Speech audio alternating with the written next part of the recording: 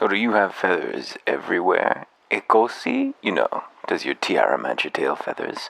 We're about to find out if your viscera match your fur.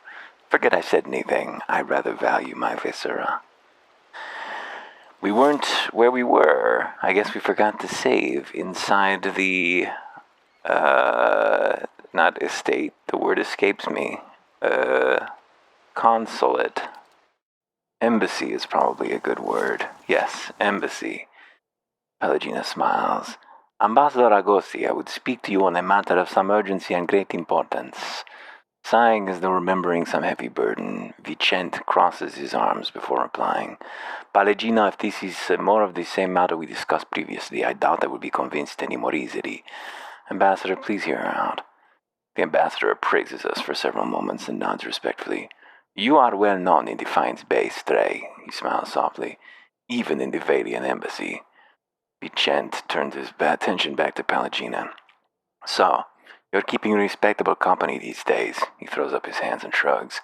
Hardly a good reason to go stirring up trouble with animancers and who knows else.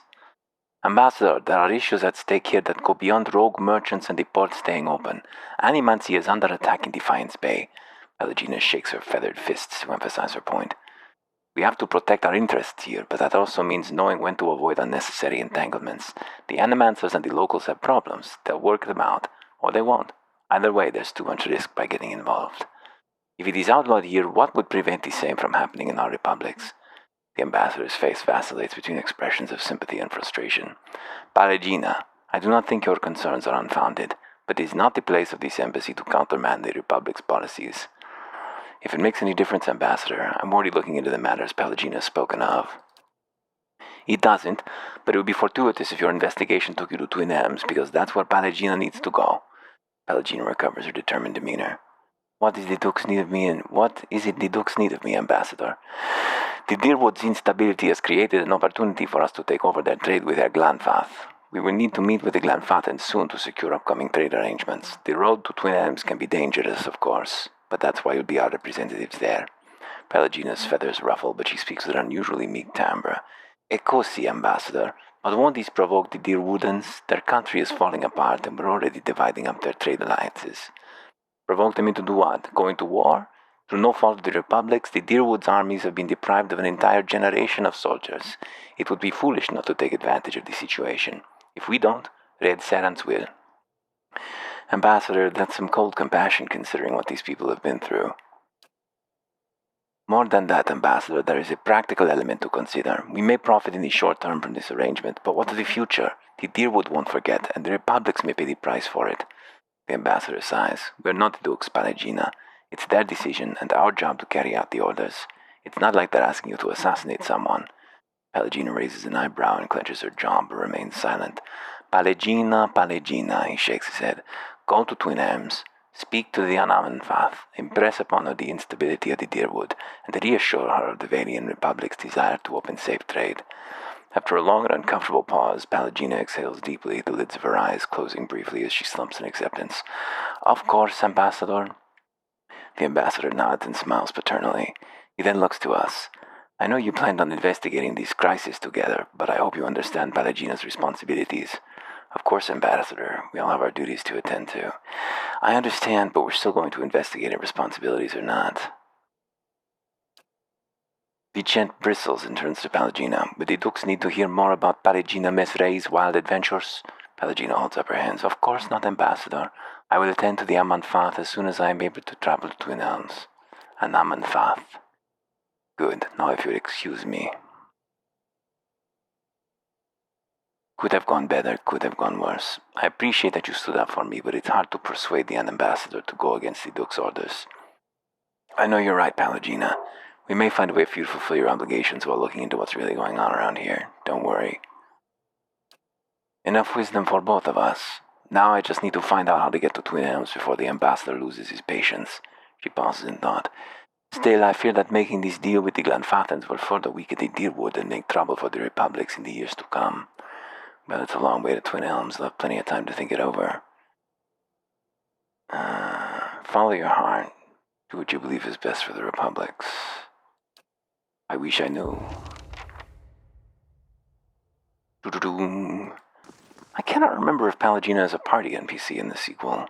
She is in the game for sure, but I cannot recall if she is playable. I think she is. I think that she is. Oops. What?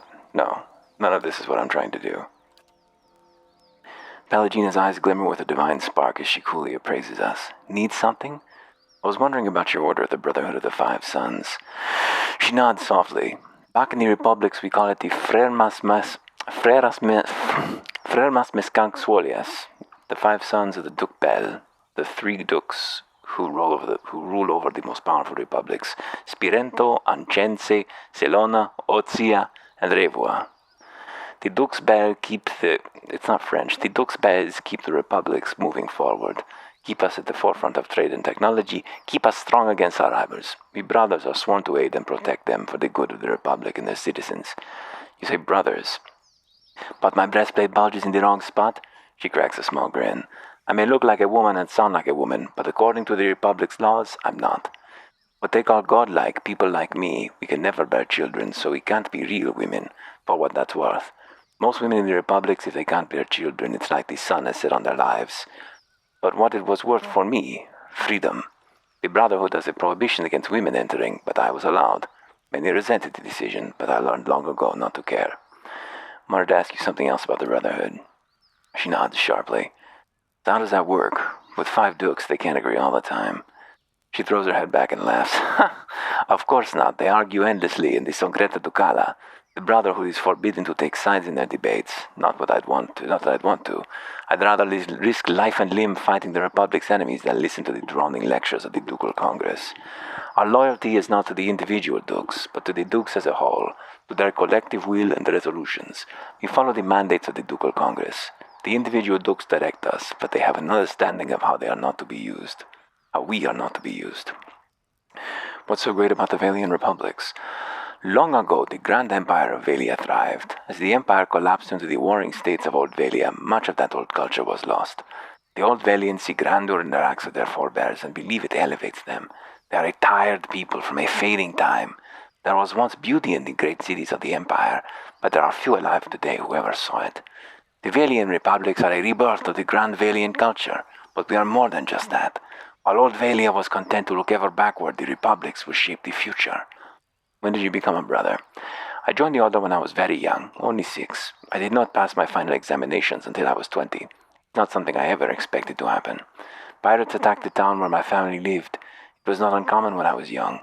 They were more of a nuisance than a real threat, but they were persistent enough that the Duke of Ozia, how do we decipher pronouncing that, of Ozia saw fit to send the Frermas to deal with the threat. I was enamored with the idea of being one of them. I didn't even know what it meant to serve a country then. I didn't really know what the republics were. I was just a little girl. But maybe I wanted to be them because I saw how people celebrated them. I saw how people thanked them for what they did. Most of all, I saw how they left, left this place that felt like a prison to me. So how'd you end up joining? My father resented me and my presence. When he learned that the Brotherhood accepted my kind because we are not considered women, he asked if I would be traded in exchange for taxes he owed on his land. The recruiter believed in having a godlike among the ranks would be prestigious, so he accepted in spite of my physical limitations. Why did your father resent you? Because I was born different, but more than that, because the birth hurt my mother. It left her unable to bear more children. She weakly shrugs her shoulders. That's when my father traded me to the Brotherhood. My mother, she was a different sort, kinder, more forgiving. She did not blame me for being what I was. But when my father looked at me, he saw his family line ended. He hated me for it. That's strange. Our lives are strange. There are other ways my father could have dealt with me. He could have killed me at birth. No one in that village would have thought less of him. She shrugs, the membranes in her eyes sliding out and back from beneath her eyelids. Being sold to the Brotherhood turned out to be the better alternative. Talk about something else. How do people in the Valiant Republics feel about the godlike? Like with anyone who's different, most people are curious or afraid. And when they're afraid, she shrugs, they get angry. They want to make sense of the world, and people like me can be confusing. And believe me, people are easily confused. Her tone becomes more serious as her voice and gaze drift off. After a long moment, she looks back to us. We all have to protect ourselves, no matter where we are. Being different means always looking over your shoulder, no matter what company you keep.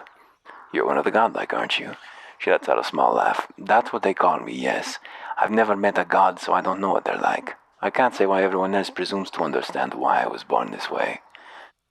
Where in the Valian Republics are you from? I was born in a fishing village near Biagepe. Her brow furrows, her golden eyes looking away as she searches for a lost memory. Can't remember the name. Wow, really? She waves her feathered hand dismissively. I was only there for a few years. My best memory was leaving the place. Like all the other brothers, I grew up under the Otsian bastions. It wasn't easy, but I preferred to gutting fish. Are you concerned about animancy in Defiance Bay? People look at the republics as a nation of traders. We do engage in much commercial trade throughout Defiance Bay, but the greatest value we have found is not written on a ledger line. It's intellectual wealth, the ideas that we exchange. The Deerwood and the Valian republics are the world's leaders in animancy. If the Deerwood institutes prohibitions against research and practice of animancy, it would have serious repercussions for the Valian republics. Do you see animancy as just something to be traded? She snorts dismissively. I'm not a scientist, but I believe animancy can benefit us all. There are so many questions to be answered about who we are, why I am the way I am. If we can answer them, maybe we can make life better for everyone. Don't you think there are dangers? Of course it's dangerous, but we who live in the Eastern Reach, we are the children of pioneers. We sought out the danger. She nods her head decisively. That is why all of the best research must happen in the New World.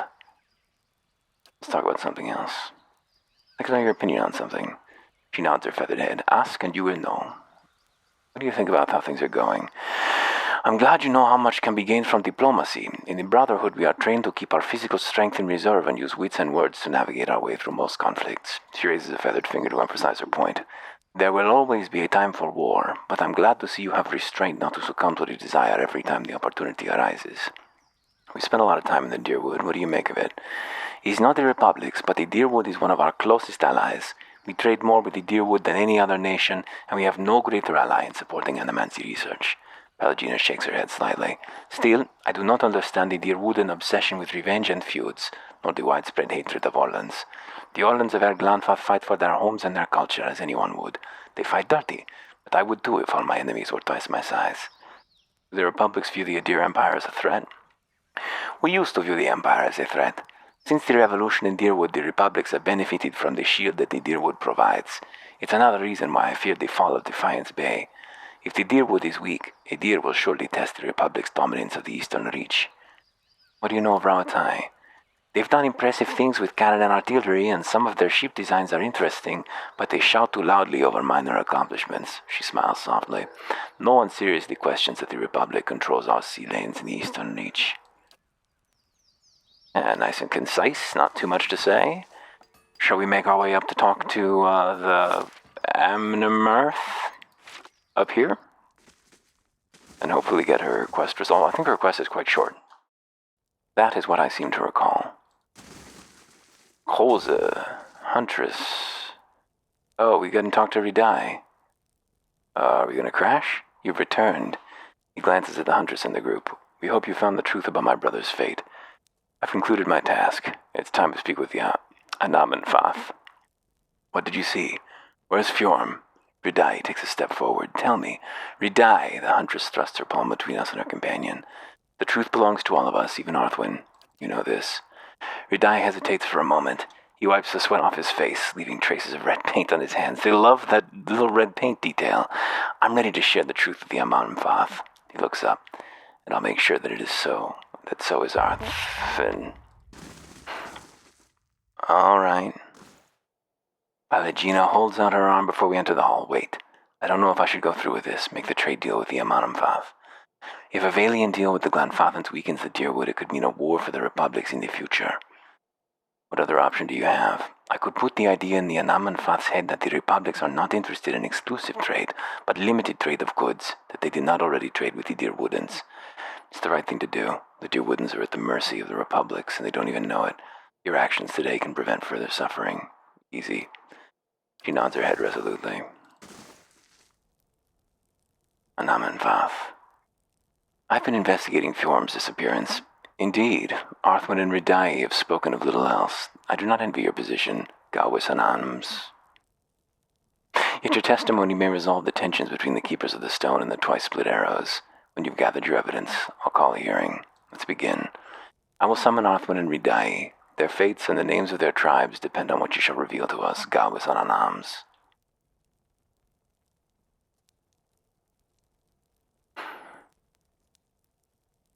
Bethel stands at the head of the hall, lit from behind by dozens of candles. She casts a long shadow across the floor. We've gathered to weigh the claims of Arthwin and Ridai in the matter of Fjorm's disappearance.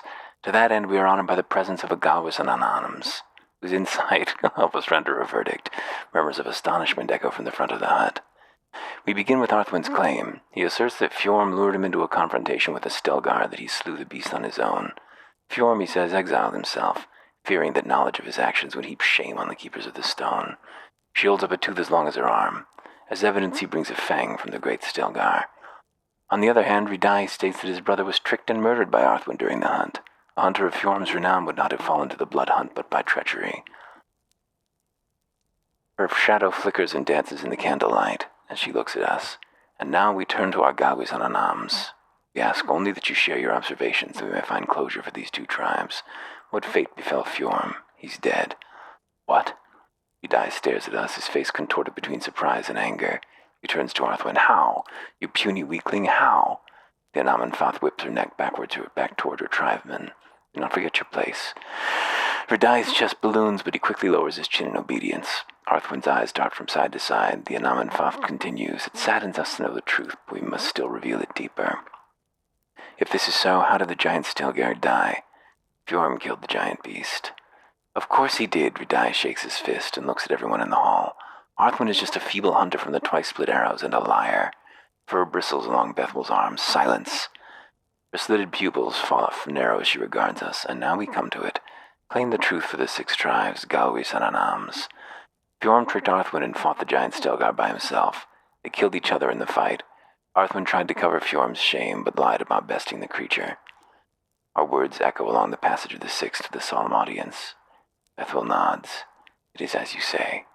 We thank you for sharing your truth with us.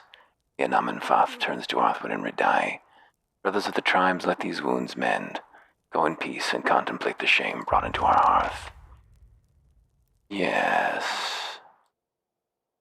Well, she wants to talk to us again, I think. She turns back to us. A shame upon both tribes is not what I would have wanted. We must learn to turn our faces to these hard truths if we are to survive the coming seasons. Your integrity is a boon to us. Please accept this with our thanks. Sheathed in autumn. Being killed by a giant cat is not necessarily shameful. I don't think. One of my companions, a representative of the Valian Republics, wishes to discuss a trade issue with you. The Orlan turns her gaze toward Pelagina. Yes, the Valian godlike, blessed of Hylia. Pelagina bristles and quickly spits out a response. So they say. The Anamanfath's face shows no outward emotion, but her voice betrays annoyance at Pelagina's interruption. And a diplomat of the Duk's Bells. I understand that you were sent here with trade assurances from your masters. Revered Anamanfath, it is true that I was chosen to convey these assurances, but understand that I was fashioned more than for war than etiquette. The Orlan smirks slightly. In these dangerous times, perhaps it is better to send warriors to do diplomats' work. She musters a weak smile. Indeed, Anamanfath. Regarding the exclusive trade agreement, her voice quavers slightly, and her golden eyes dart in our direction. Nod head, smiling warmly. Shake head, eyes wide. Sure, nod. The Republics feel it would be in the best long-term interest of all parties if you maintained your traditional goods trades with the Deerwood. The Anamanfath's long ears pitch forward. A strange turn. What do the Republics want, then? Pelagina speaks quickly but confidently. Taundra Tara pearls. Trade will be picking up quickly on them in the Eastern Reach. You will buy them exclusively from us for the next 5 years. In exchange, we will be your exclusive market for Adraban and Karogolan for the same period.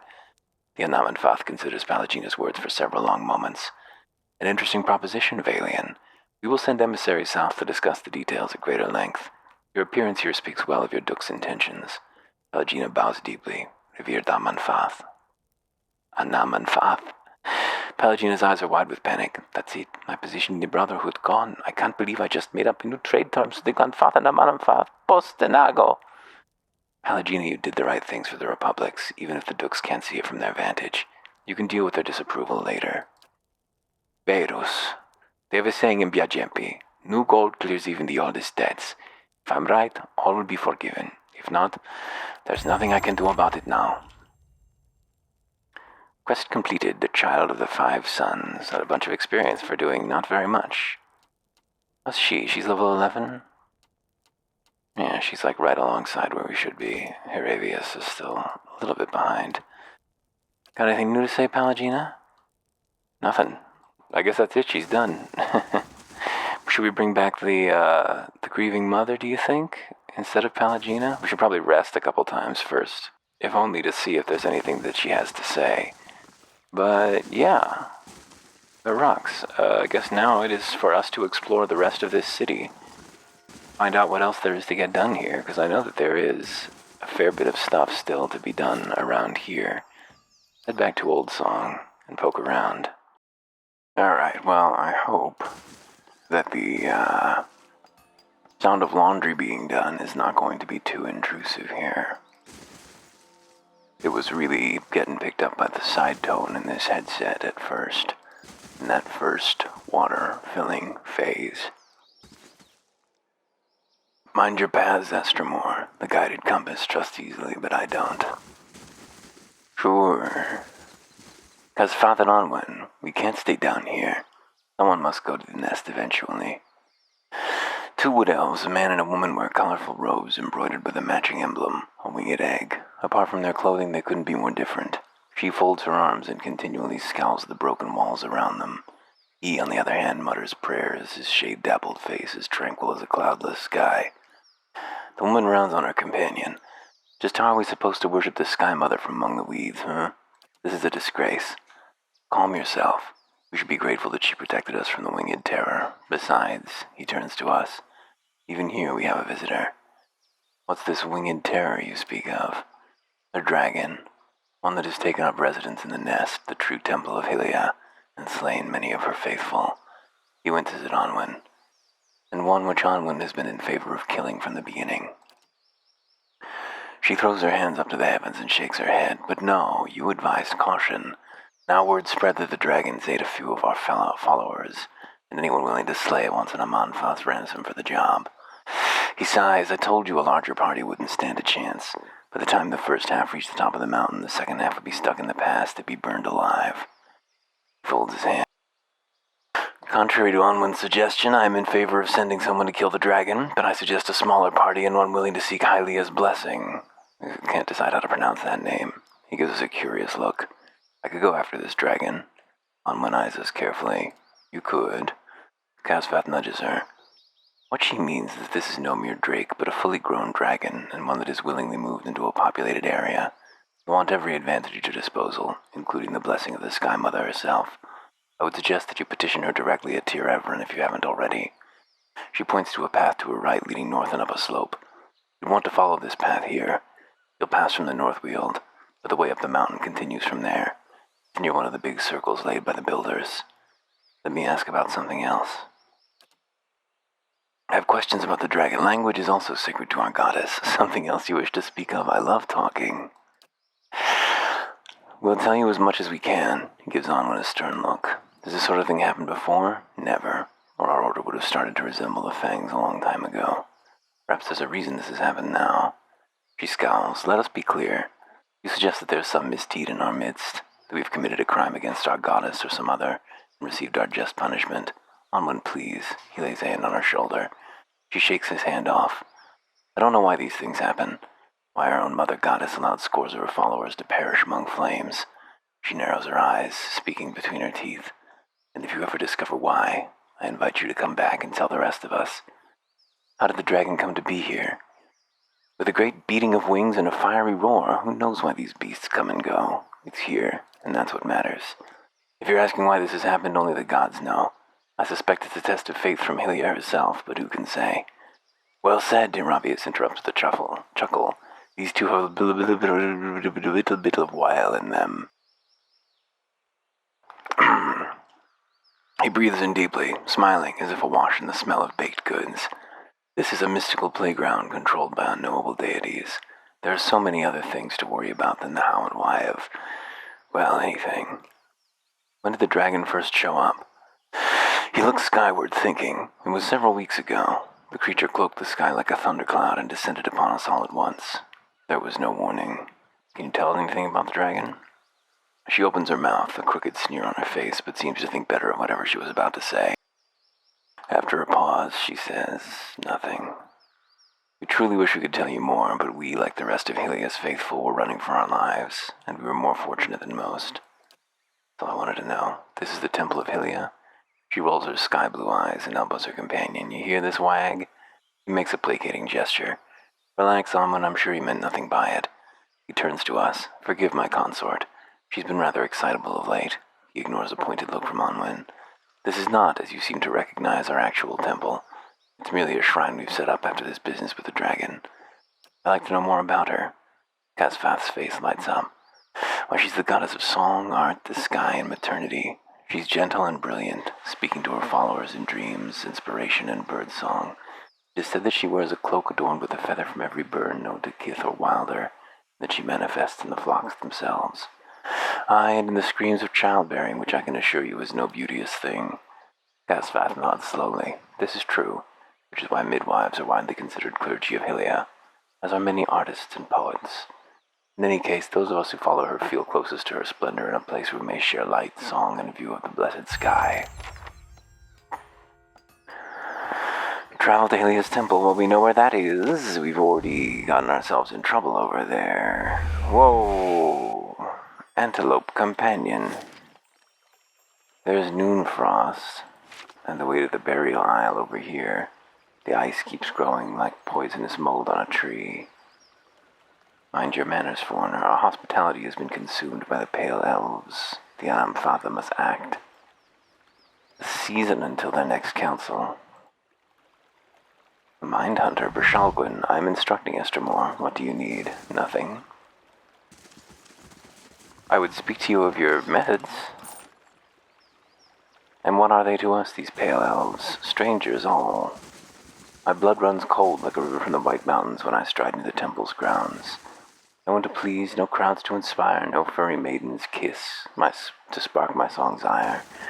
What I wouldn't give for the old days to return. Salutations, Estermore, the Orlan chirps in a sing-song voice. I am known as Delem, chanter of old song. I trust you're enjoying the beauty of this sacred place. Be the resident entertainer. I sing to entertain old song's visitors, but alas, the crowds have thinned into little more than a trickle. The chill wind from Rimmergan's temple is driving people away. Now I sing, but nobody listens. My music is without purpose.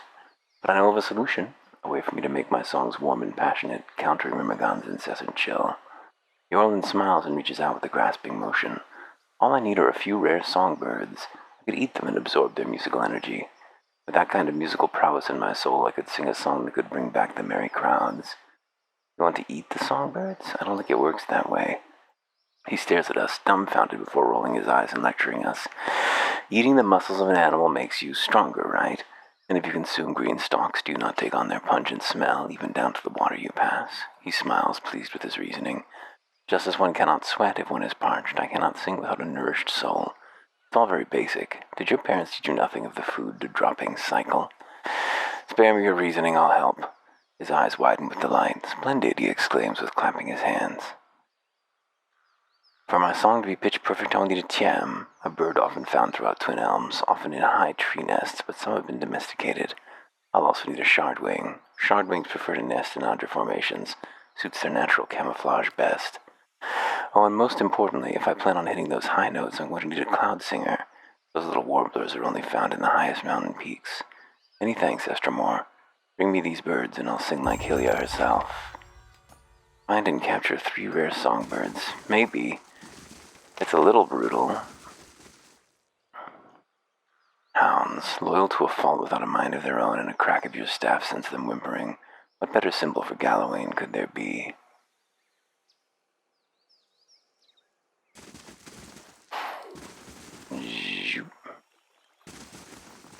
There is mischief afoot in Rimmergan's temple. I hope our duties won't require us to linger too long.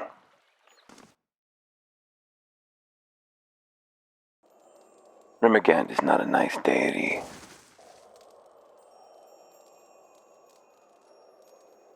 The pale elf searches us with ice-blue eyes. She shifts and knits her fingers together. Welcome to Noonfrost. Most of the temple is currently closed for sacred ceremonies to Rimmergand.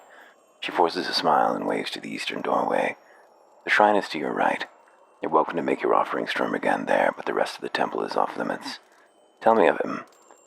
He's the god of cold, entropy, and collapse. Many see him as a harsh god, but few recognize that he also gives life in his own way. All things wind to a merciful end in his shadow, only to feed creation elsewhere. She frowns, gnawing her lip. But he's a silent god, and his ways are mysterious. To follow him is to accept inevitability without explanation. Her eyes dart between two closed doors on either side of the room. If that's all, why is most of the temple closed? As I said, we're in the middle of sacred ceremonies, she enunciates carefully. They're rather complex, and we don't permit outsiders to witness them. She glances at the elves over her shoulder. Others of my clan get rather touchy about them, which is why you should visit the shrine and take your leave. What are you doing here? My clan journeyed from the White That Wends to pay homage to Rimmergand here at Noonfrost. We learned that this place has been abandoned for several years. We felt it our duty to tend to one of our god's oldest temples. She rolls her shoulders back. It's been a long journey, but Rimmergand demands endurance. No doubt he will reward us for ours. Yeah. That it, Vegel? What's in here? Certainly are a lot of, unnamed elves wandering around in here. The priest shows no sign of discomfort despite the biting cold. The paladin watches with cool and patient eyes. Hold, wanderer. Venturing beyond all doors is forbidden. Do not trespass against our will. I could, though. You couldn't stop me. Oop. You could try. Damn it. Okay, we have spoken to Vigil. Okay, so not gonna pick a fight just yet. No farther. Turn back and do not cross any doors. The halls beyond belong to Rimmergand and his faithful. Pop that lock. Oh, a key. Blue crystal key. We don't need that. We're the lockpick king. Can we sneak in? Is that a possibility?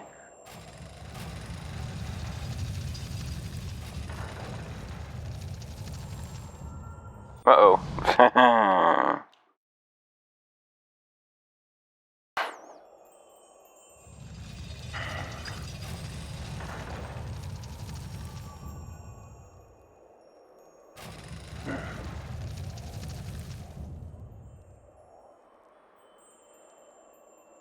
Don't even know what we're looking for. Nobody's asked us to check anything out here.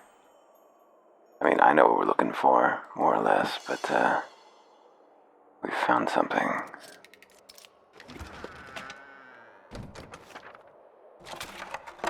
Treasure.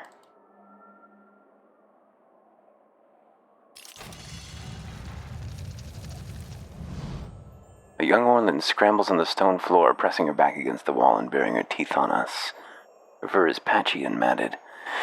As we step into the room, she squints and turns her large ears toward us. A heavy sigh escapes her tiny body. Beasts, take me. My eyes mistook you for one of them. Please get me out of here. What happened to you?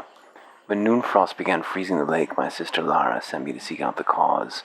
She scowls at the dingy room. The pale elf Estremorn seized me before I could report back. The pale elves are behind it. They showed up in Twin Elms not long ago, saying they wanted to see the upkeep of Noonfrost.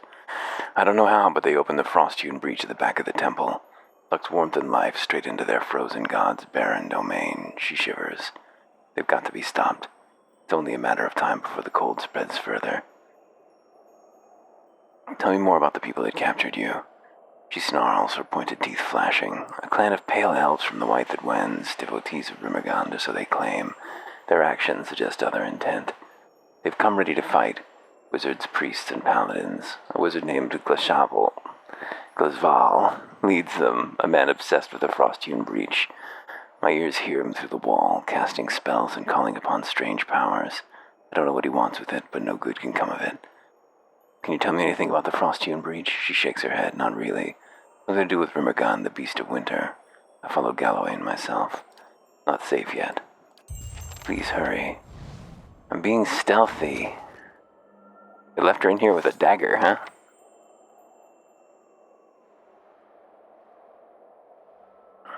Oh, careful. I don't know if that red is universal across... Oh, fuck. Did I save?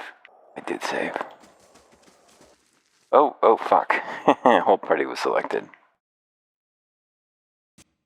Oh, was I inverted? Shit. Well, I'm not sure when we were last unpaused. Fuck, I hope it wasn't a long time ago. We wandered around inside there. We found Alwa in the back. She was being held prisoner. We snuck around and found them opening a gate to Rimmergun's realm. We convinced them that they should let Alwa go, and they allowed us to have free reign of the church, of the temple. But it does seem like something bad is going on in the back there. The Orland stands under the open sky, taking deep breaths of fresh air. Feels like I've been reborn. She thumps us on the shoulder. Come by the maw sometime. The rest of the Fangs will want to meet the cunning Estromar who freed me.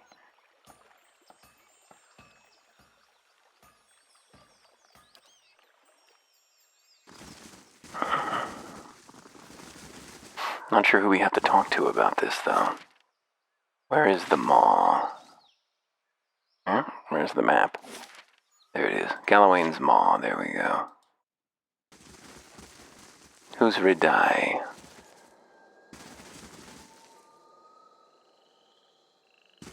Where's Redai? This is Redai. The hunter looks away, scorn bubbling. Oh, Redai was the dude who we dishonored with the truth.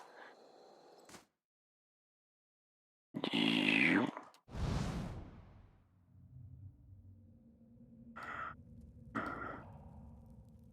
Urensi has no right to defend that cowering cat in the back of the maw. Then track her down and tell her yourself. And then... Man meets our gaze with a challenge in his eyes. Come to see Great Ernos, Estromor. He's out for a hunt, but he'll be back. Unlike that lioness, he doesn't stay cooped up in here for long. Why can't our Ernos go and fight the lioness?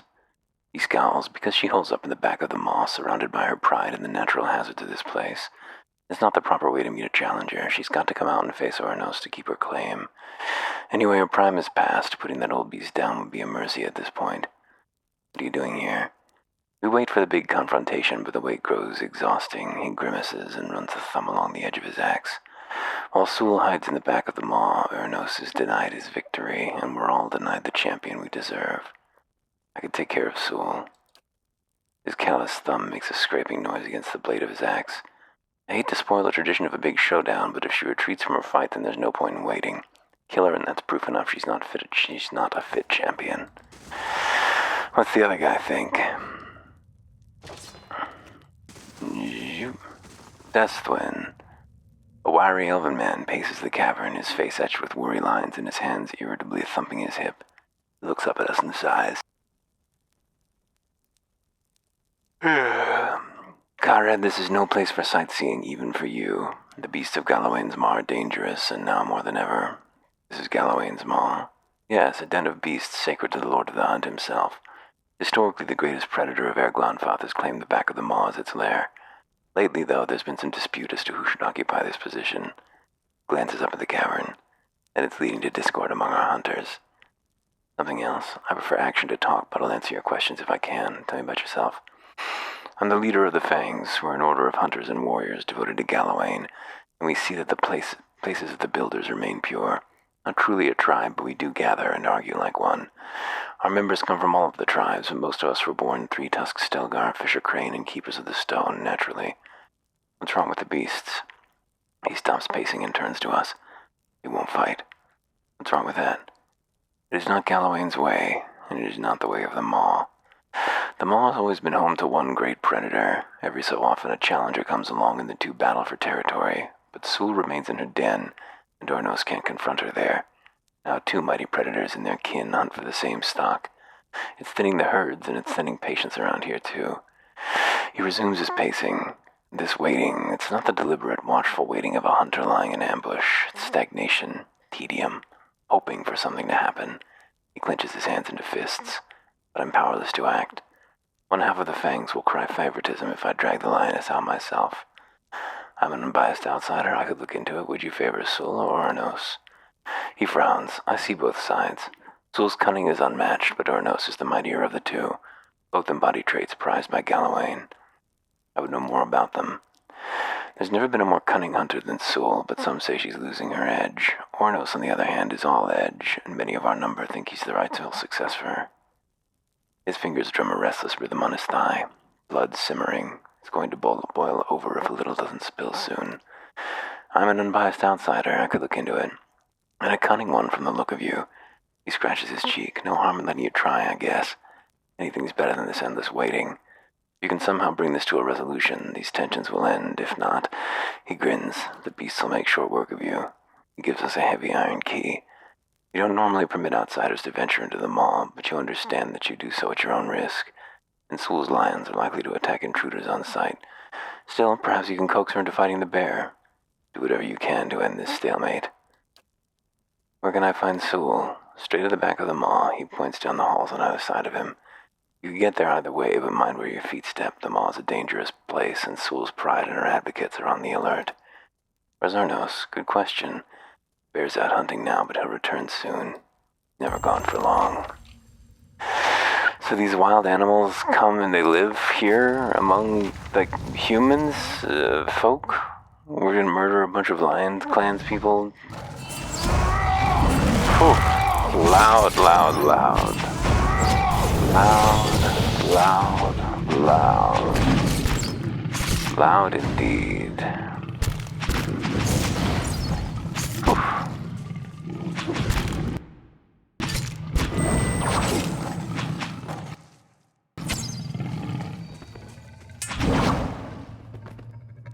Handled. I mean, barely, but handled. Zoop.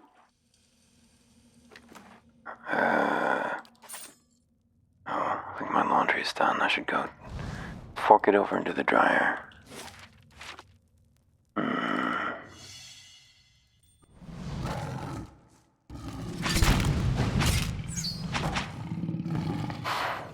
I cast Detonate Lion. Tanglefoot Tramp. Ooh, a topaz. Trap. Trap.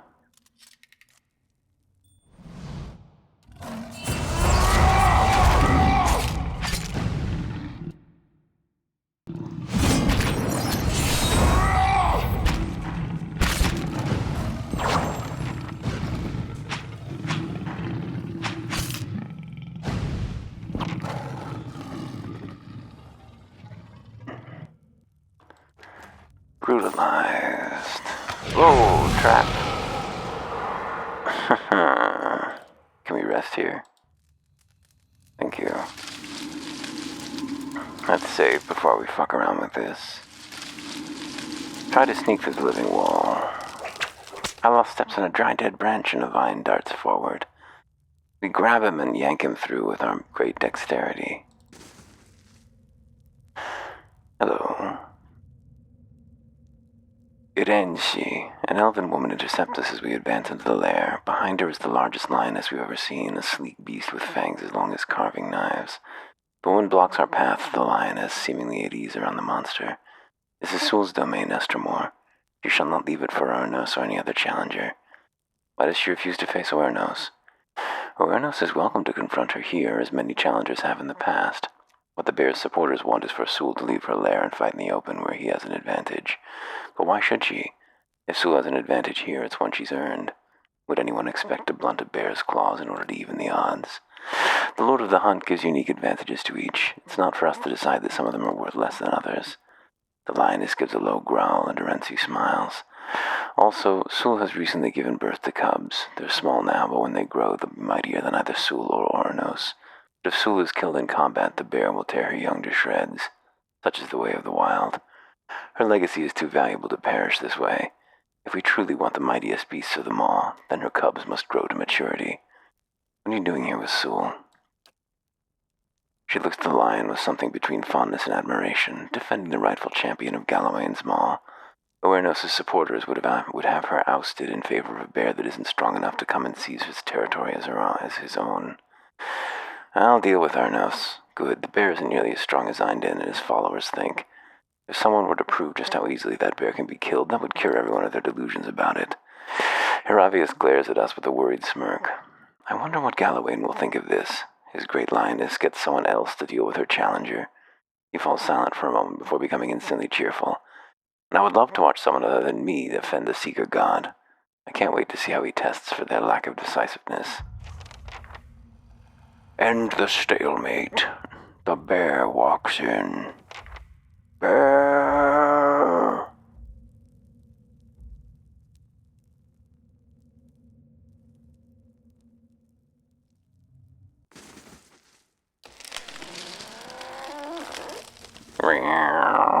Creek? We should really save.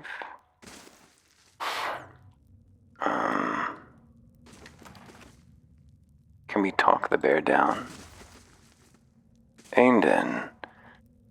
He sighs, spinning his axe by the shaft. Too much waiting. Something's got to happen soon. Uranus isn't the rightful champion. If you stand on the side of that toothless old bag of bones and you stand in my way, try me.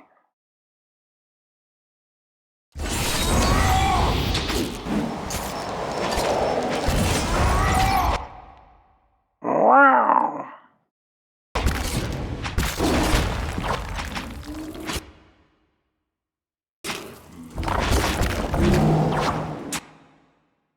Oh, that's a lot of damage that our boy's taken over there.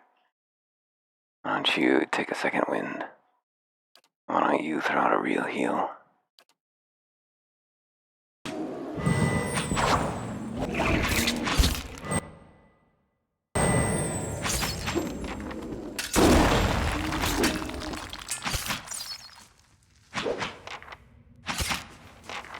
Huh?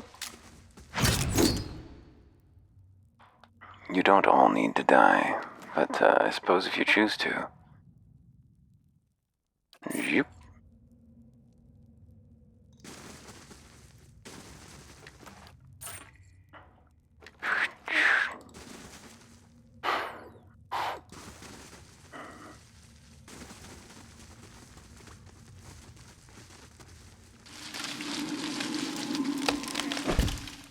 Oh.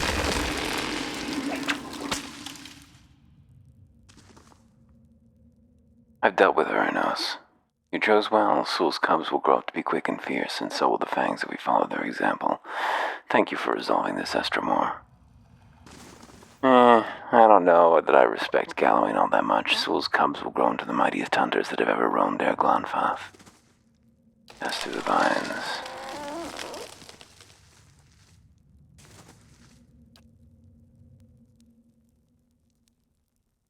Grappling hook. Cross the chasm. Oh, just go straight across there. Alright. Hey, Deathwin. I've dealt with the situation, and Sewell remains champion. Many of the Fangs are gladdened to see her stay.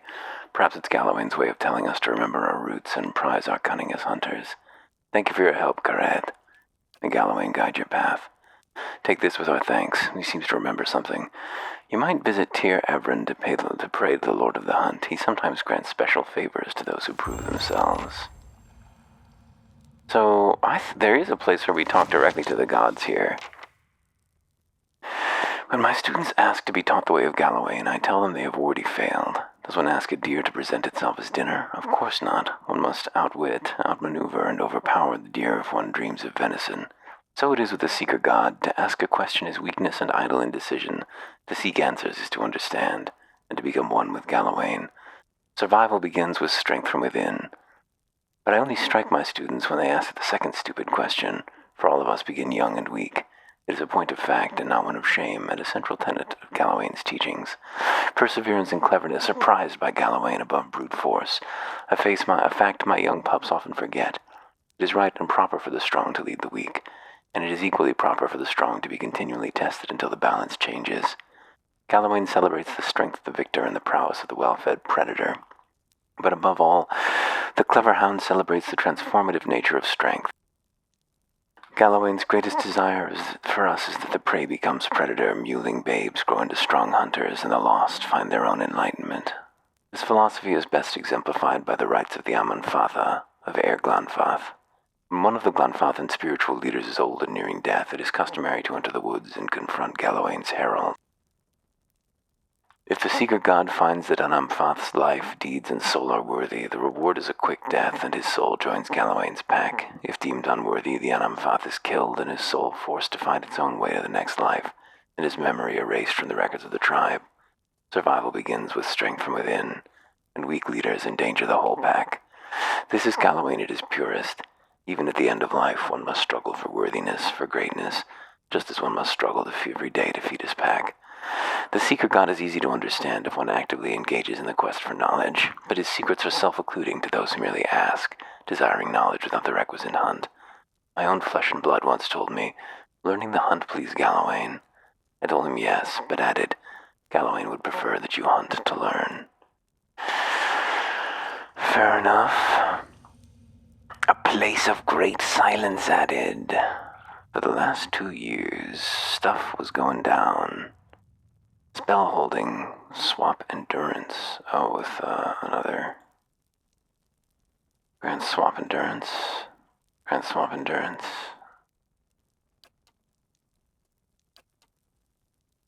4 turns, huh? Should we bring the grieving mother back now? Because we don't need Palagina anymore.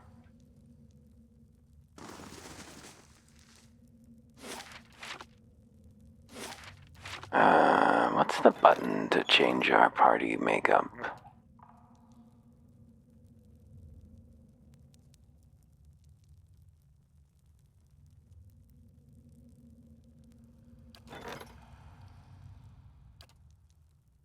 Oh, you have to be at the stronghold. You can't do it in an inn. I wasn't sure if this may be an inn. Where's our girl, though? Lara. You must be Bethel's new Estremor. Truth, when I heard she let another in, I almost went to the Passage of the Six myself to share words. I found this. She points a flint spearhead at us. Have other foreigners come this way recently? Glumfellan. Worshippers of Rimmergon, they claim. Simply looters and defilers by another name. That's the truth. The spearhead flashes as she shakes it at the door. They disappeared behind the doors of Noonfrost, and now our lake turns to ice and the cold creeps ever closer. She digs a trench in the sand with one bare foot. Yet Bethel is timid. She is convinced the other Anamfatha we must respect these Estremorn and their traditions, no matter what mischief guides their hands. Bethel is looking out for her twin elms in her own way. Soft words accomplish little, yet they fill the mouths of Estremorn. I sent my own sister, one of my finest scouts, to sniff out the Pale Elves' corruption. I was certain the Anamfatha could not ignore the defilement in Noonfrost once Alwa's own eyes had seen it, but she still hasn't returned. She looks away. Now I bear responsibility for her fate, and I can't send the Fangs after her without openly defying the Anamfatha. I found Alwa. Her breath catches in her throat. Your own eyes have seen her. I freed her from Noonfrost. She's just enjoying the fresh air before she returns. She gives a gasp of relief. You've accomplished a great service for the Fangs and for me.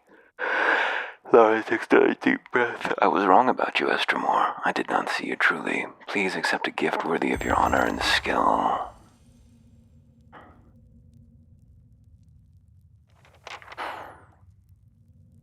Hey. Alva waves at us, a broad smile on her thin mouth. Her fur is sleek and glossy now, and there's a mischievous twinkle in her eye. Good to see you again. How are you? Whole and well, thanks to you. Not that Lara's given me a chance to rest. She has another Orlan woman. My sister makes me earn my keep around here. You spent long enough stuck in that frozen cell, didn't you? Your limbs need exercise now. Teach me what you know. As long as you can keep up, we gained Blooded Hunter. Can you give us a quest, though, Lara, to deal with, what are you doing here? Stealth. Tell me about the Maw, ancient place of beasts. We know about that. The tension is lessened due to our intervention with the beasts. Any supplies for sale? Only the finest. What level of enchantment do these things have? Exceptional. They're probably all exceptional. This one isn't anything.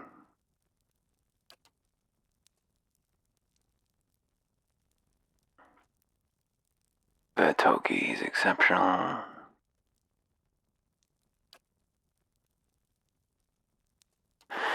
It's so hard to determine what's better than what, apart from that plus. I almost wish it just said +4, +8, That would give some clarity, or even just +1, +2. I think there's something charming about that framing. So who is going to ask us to deal with the snowy elves? Who indeed?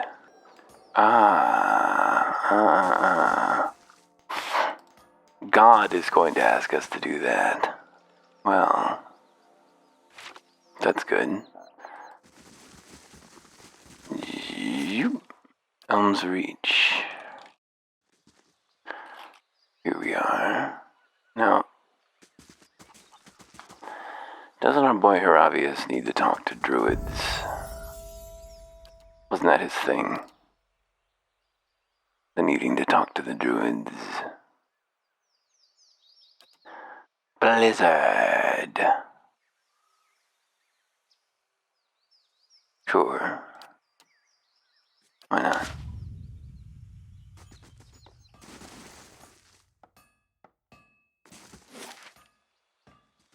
Gunfather home, Gunfather home, Gunfather home. The Hall of Warriors, Blood Sands, the Twin Elms are over here, and the Golden Grove.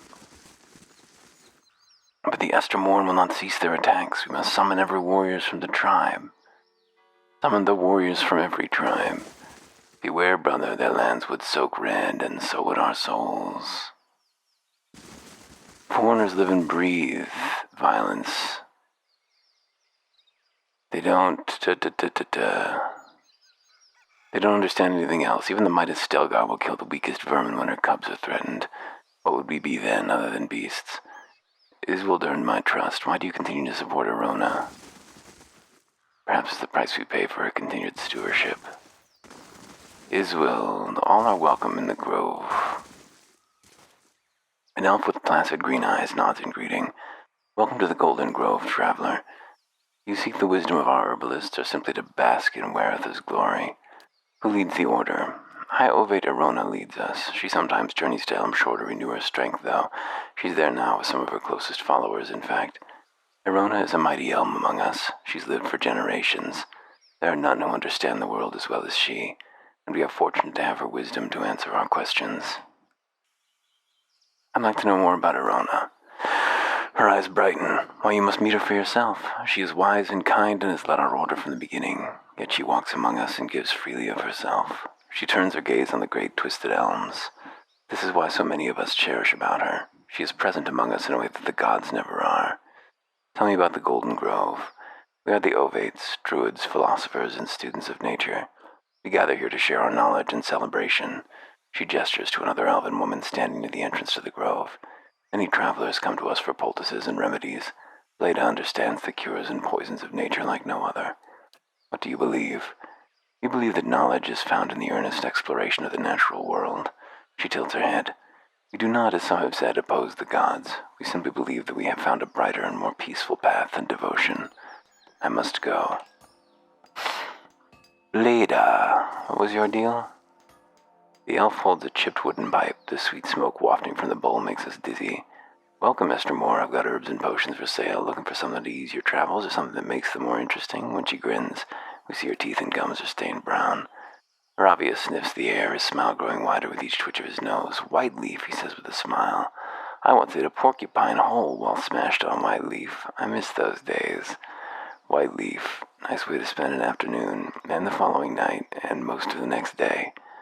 I'd like to see your stocks. Whoa. Why is it scrolling down like that? I did not ask it to do that. There's a tiny sporling to be had down here. Oh, okay, well, fixed it. Certainly does have a diverse selection of stuff. What do we need for, like, high quality enchants? Superb enchants, they need dragon eyes and atmosphere. We got plenty of those. Yeah, sky dragon eyes and kraken's eyes are what we're missing, which I don't think that she's going to be carrying. No indeed. No indeed. Bleeda. Foster her unnatural longevity, nothing else. This I claim.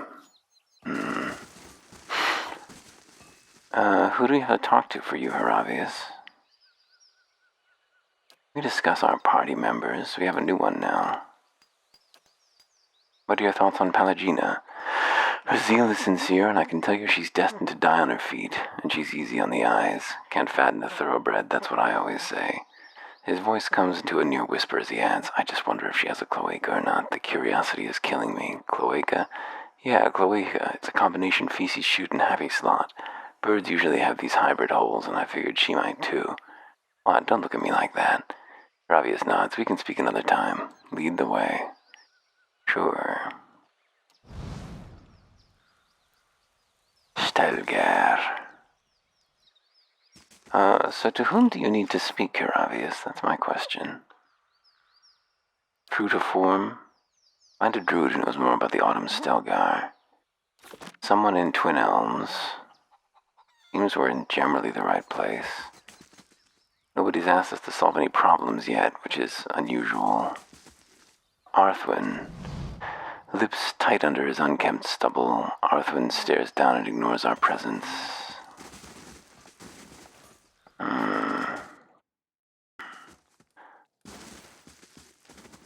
Creak. Come to treat with the three-tusked Stelgar. A grizzled old elf, his hair braided and dyed, stands at one end of the hall. His arms and chest are crosshatched with the pale seams of scars. His crooked smile looks like another. It's not many Estromorner permitted into our sacred city. Bethel must be feeling especially soft today. Adair pays no attention to the elf and instead is locked eyes with the Stelgar in front of him. He whispers to us, do you think he'd mind if I pet his Stelgar?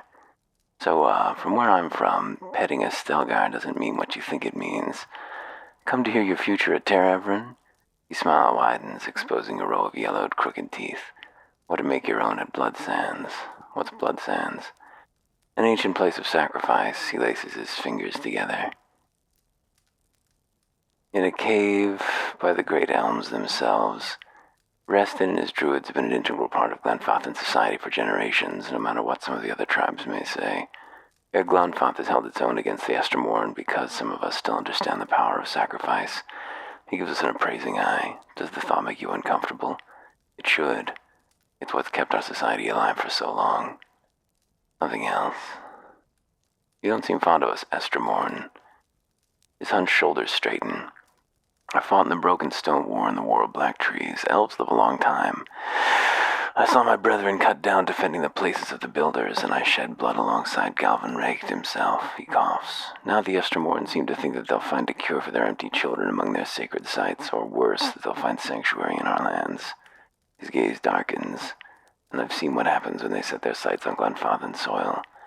From what I've seen, these sacred sites might actually have a cure. They protect those sites because someone told them to. You wish just once they have the courage to question it. They're desperate. The best of them want to find a cure. The worst are looking for an excuse to plunder. Well, he does have a point, Heravius mutters under his breath. You learn not to trust your neighbors when they defile your lands habitually for several generations. Heravius folds his arms and shrugs. We've got all the reason in Aora to worry. Have pity, they're only trying to save their children. And what if the Estromorn invade us in force and bring their plague here? What of our children? In my 250 years, I've led my people through 2 wars. Our borders have remained intact, and largely through the reputation of three-tusked Stelgar. His voice drops to a growl. I've sired a dozen children, but none have been deemed fit to take my place. I care nothing for the legacies that obsess the Estromorn lords, but it is important that my successor continue this path. If your children don't succeed you, what happens? Ordinarily, the Rial would turn to others of my tribe, to clan heads and their families. Ordinarily. But we share a tradition of fostering the children of other tribes, and an Amthath of Fisher Crane has trusted his youngest to my care. As none of my own blood are fit to take my place, the Riau will look next to this bog child, the kin of another Anamfath, and my foster daughter to take my place. You should be so lucky, Hiravius chirps. This young Fisher Crane lass is a great gift. You should be thankful. Hiravius's voice becomes a low whisper, especially given your familial feebleness. Couldn't you just send her back to her family? He shakes his head slowly. That would be a grave insult to the Fisher Crane. The repercussions with the Anamfatha would be severe. I have no doubt that she would make a fine leader, but not among three-tusked Stelgar. The Orlans of Fisher Crane have lived in Thayan Bog for 1,000 years. They are cunning and furtive by nature, which serves them well when they have swamplands to hide their movements. He crosses his arms. But this will not deter the Estermorn on open ground. My experience, soon as someone in power decides he wants something that doesn't belong to him, there's no deterring at all. When the republics were young, we sent explorers up through Thayan Bog to find they fast their way to the dwarves' kingdom of White March. Few returned. Hiravius' eyes widen and he remarks, "Nobody belittles the Fisher Crane but me," he mutters under his breath, as the fingers stretch into talons. But yes, I will see the point that my tribe is wise enough to eschew the mindless tactics of a fair fight. I wouldn't be so sure. There's greater fear in the unseen enemy. He points at his warriors gathered near the fire. Our savagery has deterred the Estermorn from further encroachment. They still tell of our deeds in the Broken Stone War, but if a child of Fisher Crane leads our tribe, we will lose that boldness, and the Estermorn will lose their fear of us. The child will be influenced by the souls of her ancestors. In times of crisis, she will look to her kin in Thayan Bog for guidance. No matter what I might try to teach her, it will not be enough. He considers us. There is a way you could help. If you have the stomach for it, but I think you have the perspective to see why certain unpleasantness may be necessary. The Orlan girl is the soul of a leader. If it were passed to one of my own offspring, our tribe would remain strong. A Stelgar at Simok's side scratches its massive head from the Amanfath leg. He remains steady on his feet. The Druids of Bloodstands have a way to do this, and they understand the importance of a strong line of succession for three-tusked Stelgar. Aloth's eyes narrow to slits. This sounds problematic. Adair rubs the bridge of his nose. He rattles his head as if to clear cobwebs. So all we have to do is steal a baby's soul? What's the catch? The irises of Palagina's eyes grow wide. This is brutal talk, even among Glanfathans. Hiravius steps in close, whispering, "This isn't right. Souls just aren't passed to another without..." He falls silent, his fists clenching. He gives us a key. There's a house in Southeast Hearthstone next to the river. The child will be asleep, and I've arranged for her to be unattended for a time. His voice becomes a quiet rumble. Take her and bring her to keep a Wurda in Blood Sands. She knows it must be done. She presents you with the liquid essence. Bring it back to me. What will she do with the child? His face, scarred, twists again. Have you seen the rituals of Blood Sands? He will sacrifice her. It is the only way to distill her essence. Alepht's eyes bulge. Faye, I'd rather distill this old wound back into a right fine paste. Be easier to kill this fella and distill his essence. Palagina's lips curl into a sneer. How quick the old are to sacrifice the young for their purposes. Hiravius stares at Simok wide-eyed. What a loathsome wretch, even by three-tusk standards. How about I pummel this unhinged old man until I'm picking bits of his bones, brain, and essence out of my fur? The Orlan child. Go on. How can you possibly expect to get away with this? Few knew the girl is here, and one Orlan babe will look much the same as the next, he shrugs, but let me worry about that. I don't see why you need me to do this, because I cannot do it without attracting undue attention. He frowns. I don't relish passing my own burdens onto another, but this will incite war between our tribes if I am caught. Tell me about this potion that you need from Wurda. Essence, bound and distilled into a liquid. It would have little effect on me, but it will weave a stronger soul in my future issue. Remind me where I can find the child. She's staying in a house in Hearthsong. Follow paths on the southeast side of the district until you reach the river. I should kill you for this. The Stelgar at his side growl. Surrounded by my best warriors? That would be unwise. Your dynasty ends now.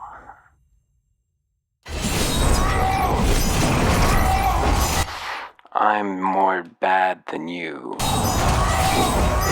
Probably.